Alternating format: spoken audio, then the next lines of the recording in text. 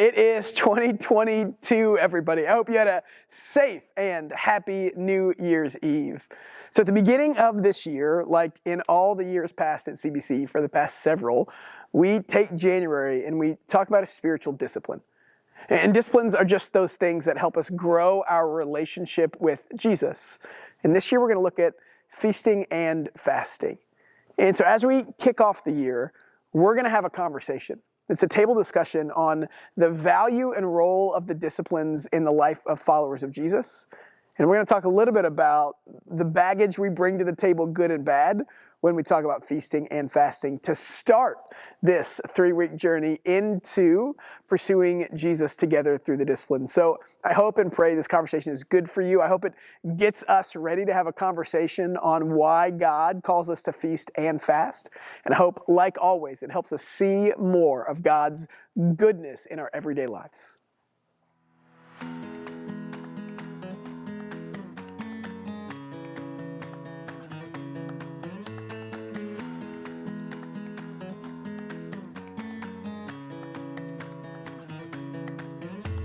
Well, hey, thanks for joining us. We have a panel of some of my favorite people here to talk about feasting and fasting. So let's do brief introductions and we'll dive in a little bit. So on my right is Delynn. Hi.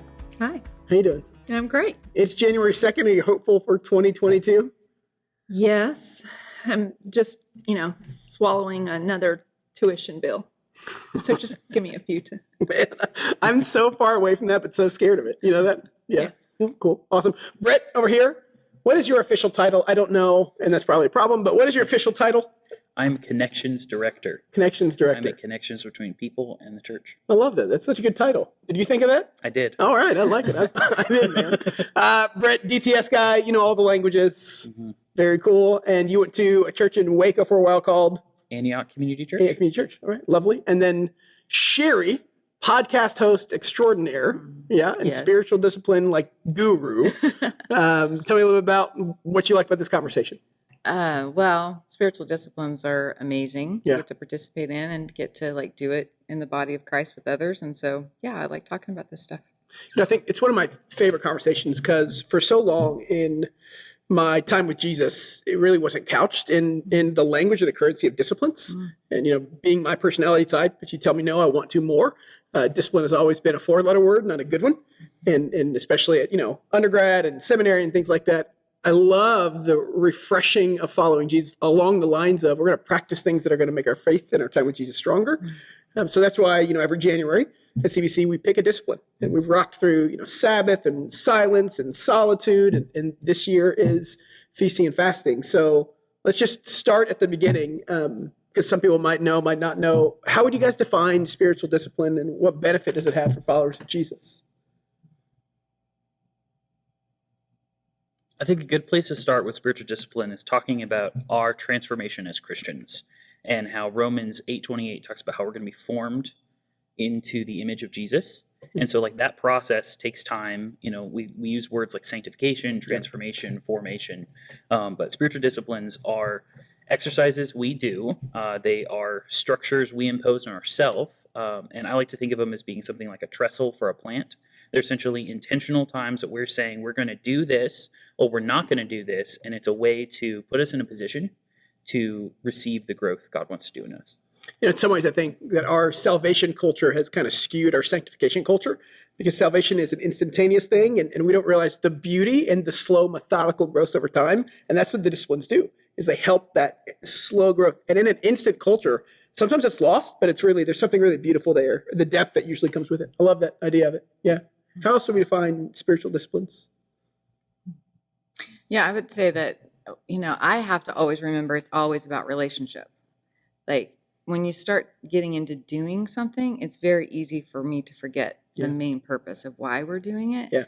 And so I'm always paying attention to, what is it that the Lord is wanting in my relationship with him that I'm wanting, vice versa, like both of us. He's wanting with me, I'm wanting with him. And is there a discipline that's time tested that says, hey, this will help foster that, and then start looking into how to participate in it? Yeah, I think our society being so heavily merit-based, it's important to remember that the goal of these disciplines is Jesus. Yeah. The goal is to be closer with God. It's always something. It's about the relationship. This gets us not more access, but also makes us more aware of that relationship that we have with Jesus. I think at CBC, when we've defined it, we define it as spiritual disciplines are the ways in which we participate with God in the sanctification process, getting to places that we couldn't get to on our own. And I like to use the analogy of kids because I'm a parent. And so everything now falls into the lens of children and bringing up children. And it's kind of like, we have a 3-year-old now and she's 36-ish pounds, give or take. And if you're not used to holding her, then you could probably only hold her for a couple minutes and then your arm gets tired. But because I've held her for 3 years, I can, I held her when she was 2 pounds and 5 pounds and, all the things in between, that now she doesn't feel like she's 30 pounds. So I couldn't just pick up a 3-year-old and just hold them for, unless I had the training to get there. It helps me get places that I wouldn't have gotten on my own, Yeah. I think one of the important aspects of thinking about spiritual disciplines is, they do help us get to do things that we can't do naturally. Like I always say a lot that, I think everybody should be in counseling. Yeah. And one of the things that I've discovered in counseling is that my husband is annoying. That, like, if he sees and connects with the counselor, that he's offering him a better way to do something, like, he can just do it. Mm. And I really can't. Yeah. Like, I can see and understand, but I can't choose it differently. Like, in the heat of the moment, in the frustration, in the argument, like, being able to choose the thing differently, I just have a hard time with it. But that's where spiritual disciplines come in, right? It increases my capacity to be with Jesus, what Chair was talking about, that relationship. Like, in the moment, right? Like, I can't, if I'm just leaning into myself, I can't choose differently. But the spiritual discipline helps me to grow in my relationship with Jesus in a way that I want him to be present with me, and I want to stay present with him. And when I reach that frustrating moment, it's like I have a capacity to choose differently. Yeah, it's kind of that interesting dichotomy or juxtaposition of, we want to grow stronger in our faith, but as followers of Jesus, stronger in our faith often means recognizing that we're more dependent on. Mm-hmm. So it's that, man, I'm stronger. And what does that mean? It means I need more of Jesus. And that kind of flies against what we define as stronger in our culture. That's a really important note. I love that. Yeah. So as we talk about disciplines, we've all practiced a few of them before, and, there's a long list of them, but I'm just curious, which disciplines have you guys put to practice in your life for either the long haul or maybe a short haul, and which ones have worked for you is kind of a weird way to put it, but which one have caused you to grow in your relationship with Jesus, to sit in his presence, and which one maybe have there any that have fallen flat for you guys?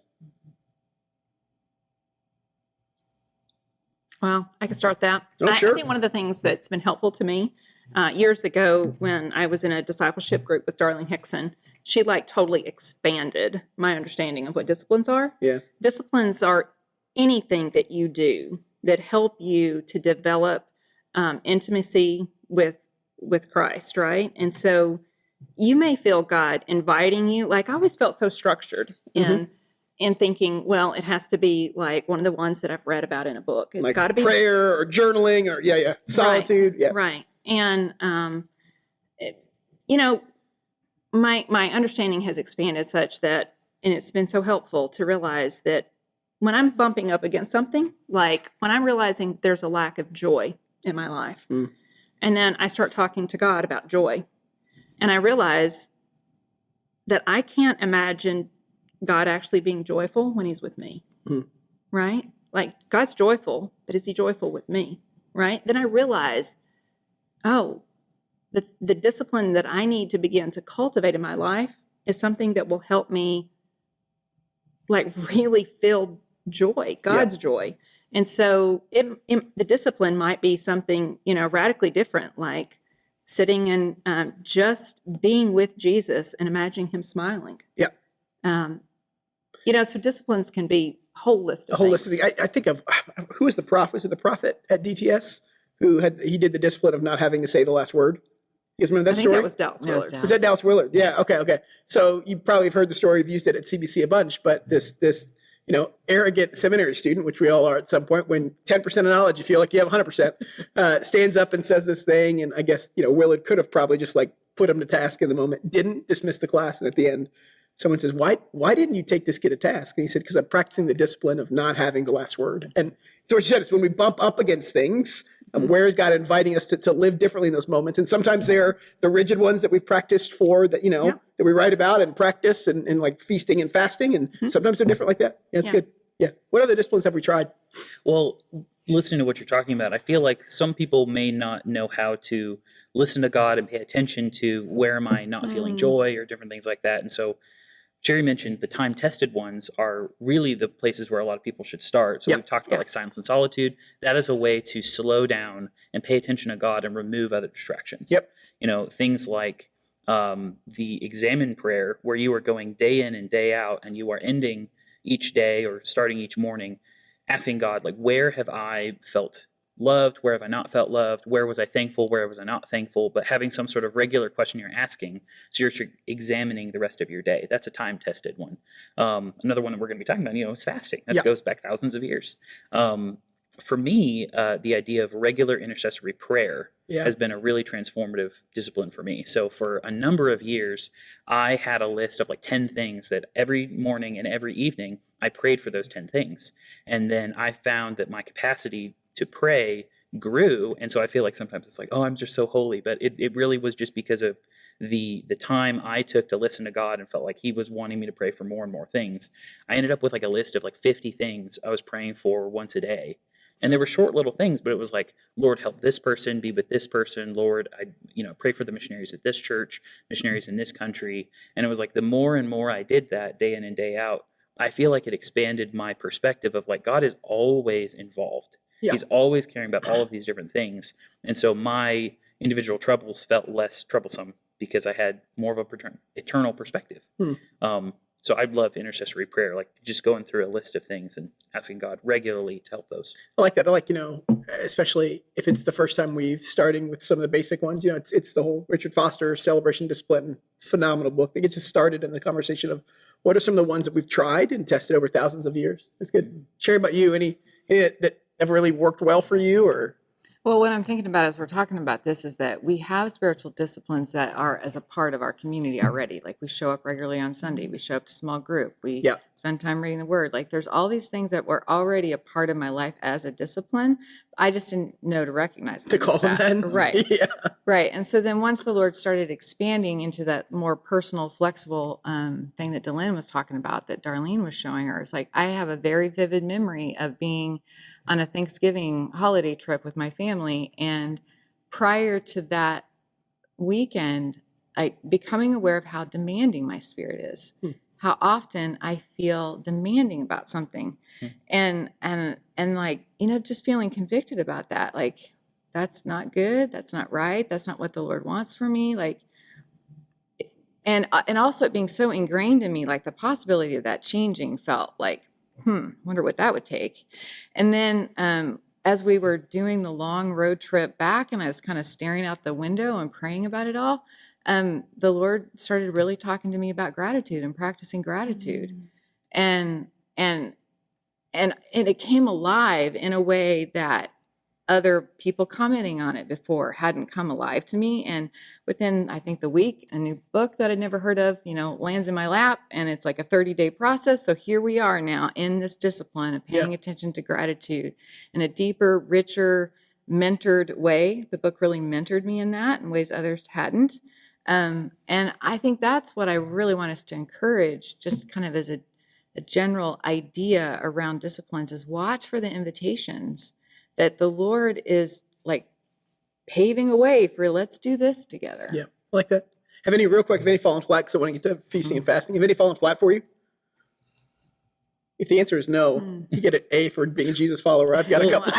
I just forget them quickly. Yeah. Like, I just dismiss them. So I think about, like, there's just times when a certain discipline isn't really doing what it did before. Like, it provided the structure that I needed for that time, for that growth, the thing the Lord was leading me towards. And then he's leading me towards something else. That's a good way to put it. So that habit that I was in no longer really is doing what it did, which is such a weird way to talk about it. But like, I just know, for example, that intercessory prayer, there was actually just a time that I no longer felt like this was something I should devote my time to. I actually moved towards spending a lot more time memorizing scripture. And so it's just like, you only have so many minutes in a day. What are the regular habits you're going to have? The Lord might lead you away from one. And if you hold on to one out of just habit, then it's like, well, are you actually paying attention to God? It's good to change. Just like, working out is good. It works out different muscles in our bodies, and muscles in our journey towards Jesus and faith. Yeah. There's a friend of mine in high school that I reconnected with, and she is an amazing artist, really good. And she had this big Bible that she had, and she had a discipline of listening to sermons, and then she would draw. These pictures are outstanding, and people would watch her and they'd probably think she was, a heretic because she's coloring in her Bible. But there's these beautiful pictures of what God is doing. And she wanted to take the whole Bible, and every page she wanted to have it filled up. And so for a while, I want to be good at art. I mean, I really do. Delaney, you've seen my handwriting. How bad is it? It's terrible. Oh my gosh. I tried for a while, like, dude, I'm going to sit down, I'm going to draw. It's horrible. It was not life-giving. I realized that's not a way that's going to help me grow my relationship with Jesus. Wanted to work, just didn't. I love journaling. I'll journal all day long. Yeah. So Cherish the journaler. I can't. Yeah, you can't. Yeah, it happens. And I think it's just giving each other freedom in those moments to say, hey, this one isn't resonating with my spirit. And that's okay to say that and say, well, then we'll move on to the next one and not feel like, well, I failed and it's probably me because I'm not good enough X, Y, and Z. It's just important to recognize that and give freedom in those things. Yeah. I think failed for me is like, it's not connecting. Yeah. Because when you felt connection in another way, when it's just not connecting. So there's no traction there. So we're going to talk about, for the next 2-ish weeks, we're going to talk about feasting and fasting. And so again, it might work for some, it might not for others. I think it's not often talked about, especially in our culture at our time. So let's just start with the simple question of when you think about feasting and fasting, what comes to mind and what baggage do we have that we bring into this conversation? Well, I would say that, in all honesty, the only time that I've really practiced fasting is, been, I don't know, probably half a dozen times. And it's always been out of desperation. Like, I don't know why.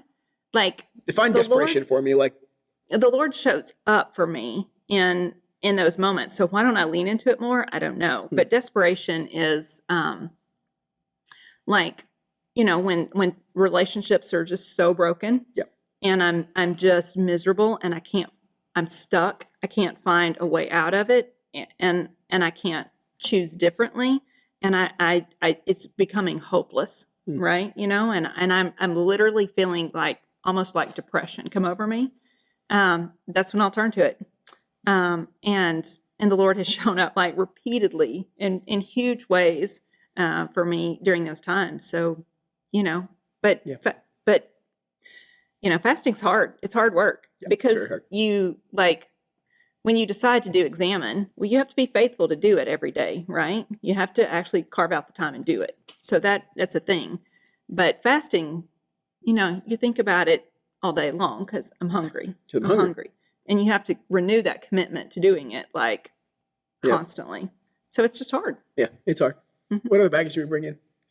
I feel like with fasting, we as a country just have such an interesting relationship with food. Like historically, like we've got technology that's never been had before. We have actually an extremely fertile country. And there's so much in our land, food we can generate. So like historically, we are a land of plenty that actually has never been seen by like a normal population before. Like you've always had rich people, but just like the common people of our country, there's still people who have need, but most people in the middle are never really going to go hungry.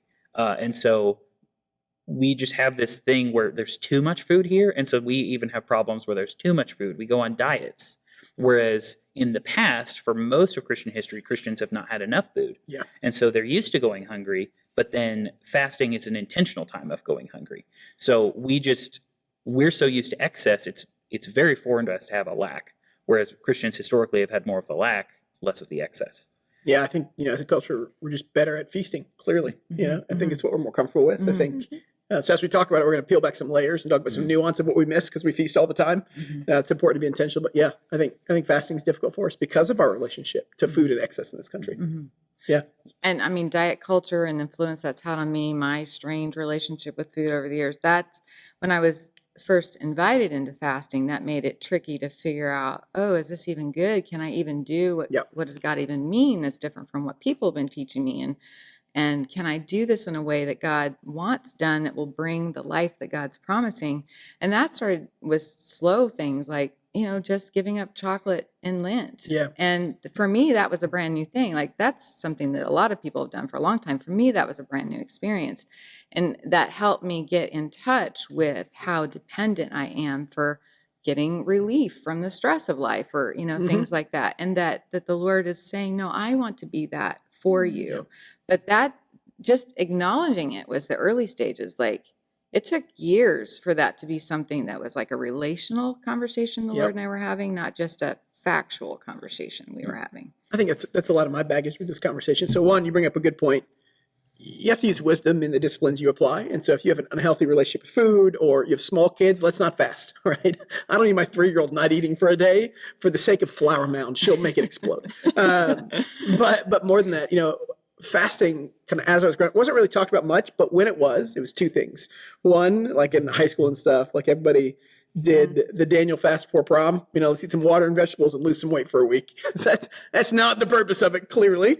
And then 2, I remember it always being taught as, if you haven't heard from God, then fast and you will. So it became more of a, this is what I want from God, and here's the equation I can apply to my relationship with God to get what I want from God out of it, Yeah. And so it's like, well, I have a big decision point in my life. I need to fast for 2 days. And if I don't hear from him, maybe 3, and then maybe 4. And then finally God's impressed with me enough that he'll speak to me.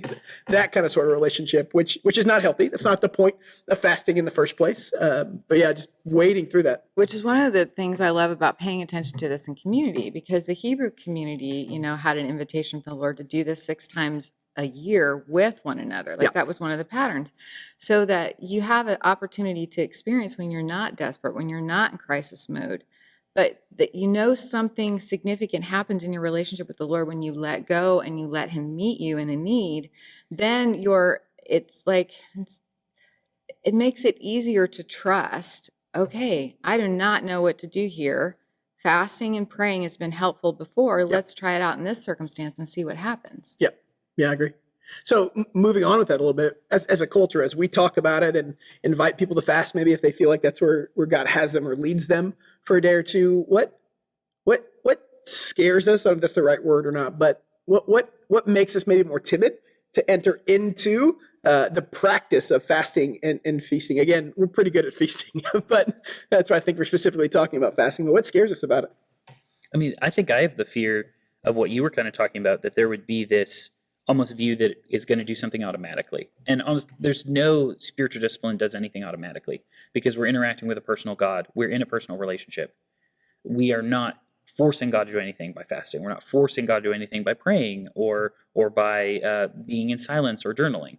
Yeah. We are engaging in a relationship and creating these structures. And so fasting can become about the denial of food.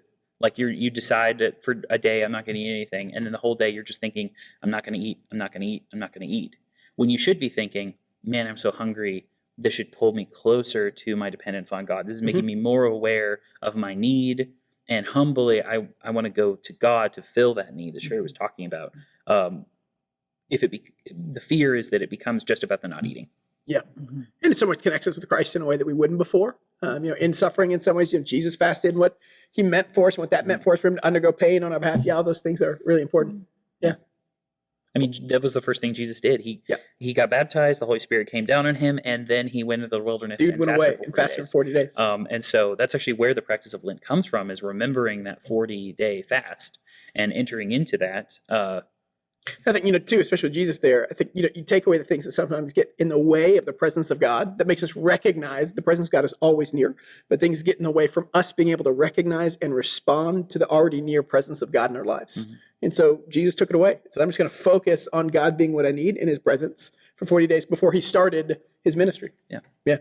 I mean, we're pain avoiders, right? I mean, surely God doesn't want me to understand pain and suffering, right? That's kind of our underlying attitude. And in reality, God teaches us much through suffering. Yep. And so we are very afraid of fasting because we don't want to lean into pain. We want to avoid it. Western culture as a whole is very, suffering avoidance. Right. And instead of, we want to see how quickly can we get through the suffering instead of what is God teaching me in the middle of it. Right. Those are different perspectives. I think the same thing to you. Why am I afraid of it?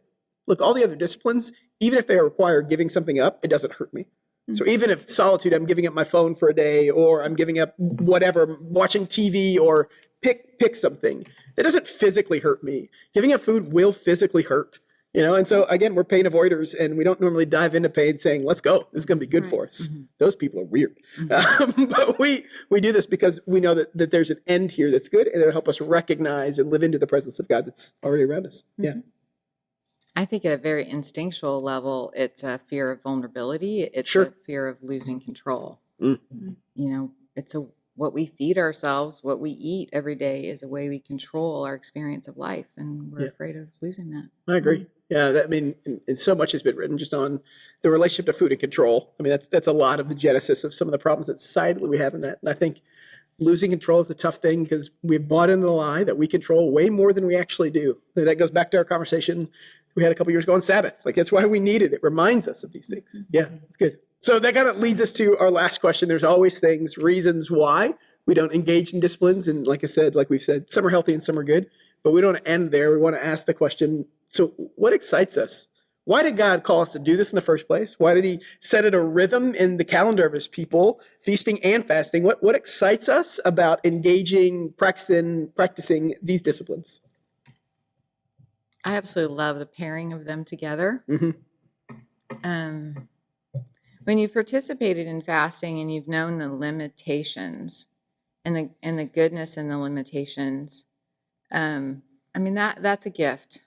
But then to remember that the Lord really wants us to enjoy each other, enjoy him, enjoy everything he's created in its like proper place, and then to enter into that after a fast. I mean, it's one of the most joyful experiences I've ever had in my entire life. Yeah, that's really cool.